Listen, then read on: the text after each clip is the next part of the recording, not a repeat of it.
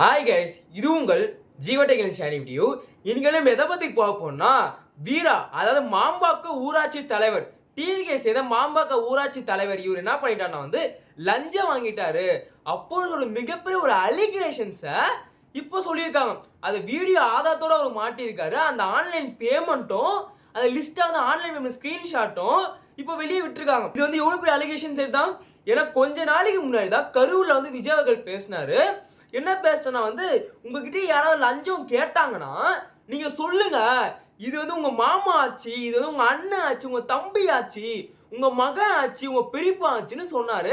அதெல்லாம் கொடுக்க முடியாதுன்னு சொல்லிருங்கன்னு சொன்னாரு. ஆனா இந்த டைம்ல சொல்லி ஒரு மாசம் கூட ஆகாத இந்த நாட்டில் இப்படி நடந்திருக்குது ஒரு மிகப்பெரிய ஒரு கேள்விக்குரிய மக்கள் மத்தியில் ஆயிருக்குன்னு நிறைய பேர் பேசிட்டு இருக்காங்க. எதிர்கட்சிகள் சும்மா விடுவாங்களா? கண்டென்ட் எங்க கேட்குற எதிர்கட்சிகளும் சரி, ஏகப்பட்ட கட்சி சேர்ந்த முக்கியமான புள்ளிகள் இதை பத்தி விமர்சனம் பண்றாங்க. உங்க கட்சியில இருந்து உங்களால ஊழலை ஒழிக்க முடியலன்னா நீங்க எங்க வெளியே ஒழிக்க போறீங்க? தமிழ்நாட்டுல இருக்க ஊழல் எப்படி நீங்க ஒழிக்க போறீங்கன்ட்டு கேள்வி எழும்பிருக்கு. அதாவது என்ன கேட்டீங்கன்னா, உங்க கட்சியை ஒழுங்கா பாத்துக்க முடியலையே, உங்க கட்சி உங்க ஊழல் ஏதாவது பாத்துக்க முடியல, நீங்க வெளியே எங்க நீங்க ஊழல் ஏதாவது பாப்பீங்கன்ட்டு ஒரு மாதிரி சர்க்காஸ்டிக்கா கேள்வி கேட்டிருக்காங்க. ஆனா ஒண்ணு, தாவே கவர்மெண்ட் எது நடந்தாலும் ஏதாவது ஃபால்ட் நடந்துச்சுன்னா கட்சியில உடனே அந்த ரியாக்ஷன் காட்டுவாங்க. அதாவது யாராவது ஒரு தப்பு நடந்தானா அந்த கட்சியை விட்டு நீக்குவாங்க. அந்த மாதிரி தாய்க்கா கவர்மெண்ட் ஒரு வாட்டியும் செஞ்சுட்டு இருக்கு. ஆனா இவரை நீக்குவாங்களா, அந்த வீரர்களை நீக்குவாங்களான்ட்டு ஒரு கேள்வி எழும்புது. இவரு ஒரு விளக்கம் கொடுத்துருக்காரு. என்னன்னு தெரியுமா? நான் அவ்வளவு பெரிய பதவிலாம் எனக்கு இல்ல, என்கிட்ட ஏதாவது லஞ்சம் கொடுத்து ஏதாவது வேலை நடக்கிறாளுங்க, நான் அவ்வளவு பெரிய ஆளும் கிடையாது. இது எதிர்கட்சி பண்ற வேலை. ஹைலைட் பண்ணிக்கோங்க, இது எதிர்கட்சி பண்ற வேலை. எங்க விஜய் எங்க சிஎம் அவர்களை இந்த மாதிரி எதிர்கட்சி செஞ்சிருக்காங்கன்ட்டு சொல்லியிருக்காரு. இது எவ்வளவு பெரிய ஸ்டேட்மெண்ட் தெரியுதா? ஆனா ஒரு கேள்வி மக்களே எனக்கு எழும்பி இருக்கு. தவயா கவர்மெண்ட் எந்த ஒரு தப்பு நடந்தா அந்த கரண்ட் கட்டு ப்ராப்ளம் சரி எல்லாமே டிஎம்கே சொல்றது சரியா தப்பா? ஏன்னா ஒரு கேள்வியில உருவாகுது. ஒரு ஆளுங்கட்சியானது எந்த ஒரு தவறு நடந்தாலும் எதிர்கட்சி மேலே குறை சொல்றது சரியான ஒரு அரசியலா இருக்குமா? இதே மாதிரி நீங்களும் கமெண்ட் பண்ணுங்க. அதுக்கப்புறம் நம்ம செந்தில் பாலாஜி அவர்கள் அவர் துணை ஆளுநருக்கு ஒரு லெட்டர் மாதிரி எழுதியிருக்காரு. அந்த லெட்டர்ல என்ன குறிப்பிட்டிருக்கானா, நான் விசாரணைக்கு வரேன். அதான் ஏகப்பட்ட வழக்கு இப்போ பதிவு பண்ணியிருக்காங்க தவய கவர்மெண்ட். நான் விசாரணைக்கு வரேன், இந்த கேஸை காரணம் காட்டி நீங்க வேற ஏதாவது ஒரு கேஸை என்ன வச்சு என்ன நீங்க அரெஸ்ட் பண்ணிடக்கூடாதுன்ட்டு ஒரு குறிப்பை அவர் சொல்லியிருக்காரு. அந்த ஸ்டேட்மெண்டே அவர் வெளியிட்டிருக்காரு. அது மட்டும் இல்லாம என் பேரும் சரி, என் தம்பி பேரும் சரி, எங்க 2 பேர் பேருமே எந்த ஒரு எஃப்ஐஆரும் இல்லையே அப்படின்னு ஒரு ஸ்டேட்மெண்ட் சொல்லியிருக்காரு. ஆனா ஒண்ணு, தாவே கவர்மெண்ட் ஏகப்பட்ட மேல வழக்கு மேல போட்டிருக்காங்க. ஏற்கனவே நம்ம ஏவா வேல் அவர்கள் அவர் மேல ஒரு மிகப்பெரிய ஒரு வழக்கு போட்டாங்க. அவர் பதவியில் இருக்கும்போது 3 கோடிக்கு மேல ஊழல் பண்ணியிருக்காரு, ரோடே போல அந்த ஃபண்ட் அடிச்சிருக்காங்க. ஏற்கனவே மின்சாரத்துறை வேற சொல்லியிருந்தாரு எதிரி நிறைய ஊழல் நடந்துருக்குன்ட்டு.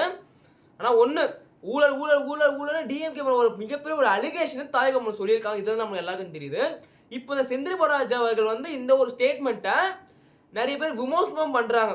உங்களுக்கே பயம் வந்துச்சு பாத்தீங்களா, அப்பனா உங்க தப்பு உங்களே உறுதுதான்ட்டு அந்த மாதிரி ஒரு சர்க்காசமா விமர்சனமானது இந்த டைம்ல பரவி இருக்கு. ஆனா ஒண்ணு, இன்னும் சட்டம் படி ப்ரூவ் ஆகல அவர் தப்பு பண்ணியிருக்கான்னு. இப்போ இந்த தப்புல அதாவது கூடிய சீக்கிரம் என்னென்ன வழக்கு போடுறாங்க, என்ன தீர்ப்பு வருது, நீதிபதிகள் என்ன சொல்றாங்க, அதை வச்சு தான் நம்மள ஒரு முடிவு எடுக்க முடியும். அது மட்டும் இல்லாம இந்த விஷயத்தை நான் ஃபர்ஸ்டே சொல்ல நினைச்சேன், அதாவது வீடியோ ஆரம்பிக்கும் போது சொல்ல நினைச்சேன். ஜனநாயக ரிலீஸ் டேட்டை ஒரு மாதிரி அஃபிஷியலாக தான் அனௌன்ஸ் பண்ணியிருக்காங்க. ஆனால் கன்ஃபார்ம் ஆகல. இந்த மாதம் 23ஆம் தேதி ஜனநாயகம் ரிலீஸ் ஆகுதாமா. இது ஒரு பெரிய விஷயம் இல்லை. ஏன்னா விஜயோட கடைசி மூவி ஏற்கனவே நெட்ல வர விட்டாங்க, டெலிகிராமில் விட்டுருந்தாங்க. ஃபர்ஸ்ட் பார்க்கும்போது என்னமோ 90 லட்சம் பேர் தான் பார்த்தாங்கன்னு சொன்னாங்க. அது 1 கோடி ஆச்சு. 1 கோடி 1.25 கோடி ஆயிடுச்சு. லாஸ்டா சொன்ன ஸ்டேட்மெண்ட். இத்தனை பேர் பார்த்துருக்காங்க. இந்த படம் ஓடாத நிறைய பேர் பேசினாலும் ஒரு விஷயம் நான் சொல்லிக்கணும் விரும்புகிறேன். இது தளபதியோட படம், லாஸ்ட் மூவி. இனிமே அவரோட சினிமால இப்போ இனிமேல் நம்மளால பார்க்க முடியாது அவரை. அதான் படம் பார்த்த படமா இருந்தாலும் சரி, 10 வாட்டி பார்த்தாலும் சரி, 10 வருஷத்துக்கு முன்னாடி வந்த படமா சரி, இப்போ தேட்டர்ல அந்த படம் ஓட்டாலும் கூட்டமானது விழும். ஏன்னா நம்ம ரீரிலீஸ் படத்துக்கே நம்ம பார்க்குறோம். அந்த கூட்டத்தையும் பார்க்கும்போது இந்த படம் கூட்டம் நினைச்சு கூட பார்க்காத அளவுக்கு ஒரு கூட்டம் வரும். இது ரசிகருக்கு மட்டும் தான் ஒரு பெரிய இழப்புனா கிடையாது. சினிமா துறையில ப்ரொடியூசர் இந்த மாதிரி நிறைய பேருக்கு ஒரு மிகப்பெரிய ஒரு இழப்பு. ஏன்னா இப்போ அஜித் அவர்களும் சரி படம் நடிக்கல, விஜய் அவர்களும் பாலிடிக்ஸ் வந்துட்டாரு. இப்போ சூப்பர் ஸ்டார் அவர்களும் சரி, உலகநாயகன் அவர்களும் சரி, அவங்க தான் கொஞ்சம் கொஞ்சம் நடிக்கிறாங்க. ஆனா 2 தலைகள் வெளியே ஏறினது ஒரு சினிமா துறை ஒரு மிகப்பெரிய ஒரு அடிதான். இது மாதிரி மோர் தென் இன்ஃபர்மேஷன் தெரிஞ்சுக்கணும்னா, அன்னைக்கான இன்ஃபர்மேஷன் நீங்கள் ஒன்னே தெரிஞ்சுக்கணும் அப்படின்னு நினச்சிங்கன்னா எனக்கு சப்போர்ட் பண்ணணும்னு நினைச்சீங்கன்னா மறக்காம சப்ஸ்கிரைப் பண்ணிக்கோங்க.